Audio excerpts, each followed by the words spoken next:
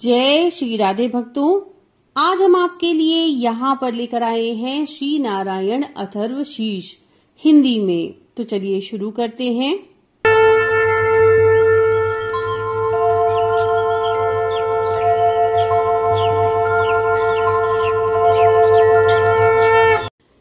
सनातन पुरुष भगवान श्री नारायण ने संकल्प किया, मैं जीवों की सृष्टि करूं, अतः उन्हीं से सबकी उत्पत्ति हुई है। श्री नारायण से ही समष्टिगत प्राण उत्पन्न होता है, उन्हीं से मन और इंद्रियां प्रकट होती हैं। आकाश, वायु, तेज, जल तथा संपूर्ण विश्व को धारण करने वाली पृथ्वी, इन सब की श्री नारायण से ही उत्पत्ति होती है।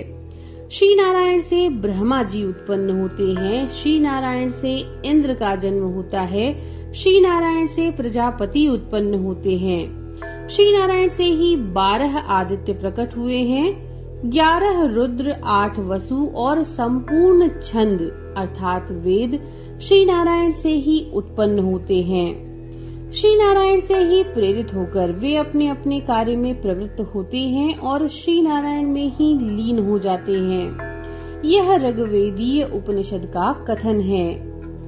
भगवान श्री नारायण नित्य हैं, ब्रह्मा जी नारायण हैं, शिव जी भी श्री नारायण हैं, इंद्र भी श्री नारायण हैं, काल भी श्री नारायण हैं, दिशाएं भी श्री नारायण हैं, विदिशाएं अर्थात दिशाओं के बीच का कोण भी श्री नारायण हैं, ऊपर भी और नीचे भी श्री नारायण हैं, भीतर और बाहर भी श्री नारायण हैं। जो कुछ हो चुका है तथा जो कुछ हो रहा है और होने वाला है, वह सब भगवान श्री नारायण ही हैं। एकमात्र श्री नारायण ही निष्कलंक, निरंजन, निर्विकल्प, अनिर्वचनीय एवं विशुद्ध देव हैं। उनके सिवा दूसरा कोई नहीं है। जो इस प्रकार जानता है वह श्री विष्णु ही हो जाता है, वह श्री विष्णु ही हो जाता है। यह यजुर्वेदीय उपनिषद का प्रतिपादन है। सबसे पहले ओम इस अक्षर का उच्चारण करें, इसके बाद नमः पद का, फिर अंत में नारायणाय इस पद का उच्चारण करें। ओम यह एक अक्षर है, नमः ये 2 अक्षर हैं, नारायणाय ये 5 अक्षर हैं। यह ओम नमो नारायणाय पद भगवान नारायण का अष्टाक्षर मंत्र है। निश्चय ही जो मनुष्य भगवान नारायण के इस अष्टाक्षर मंत्र का जप करता है, वह उत्तम कीर्ति से युक्त होकर के पूरी आयु तक जीवित रहता है। जीवों का आधिपत्य, धन की वृद्धि, गौ आदि पशुओं का स्वामित्व, ये सब भी उसे प्राप्त होते हैं।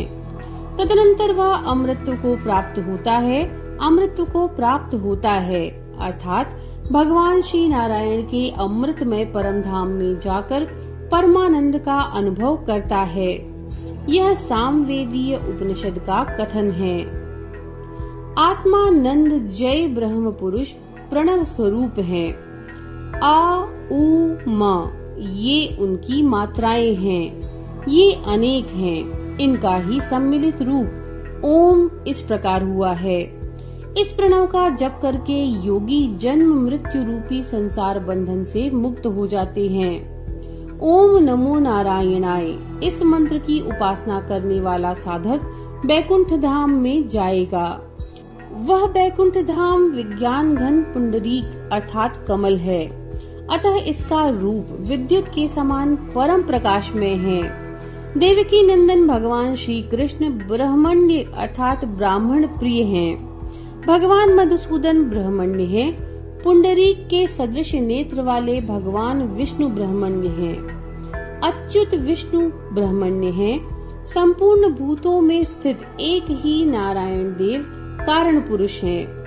वे ही कारण रहित परम ब्रह्म हैं। यह अथर्ववेदीय उपनिषद का प्रतिपादन है। प्रातः काल इस उपनिषद का पाठ करने वाला पुरुष रात्रि में किए हुए पाप का नाश कर डालता है।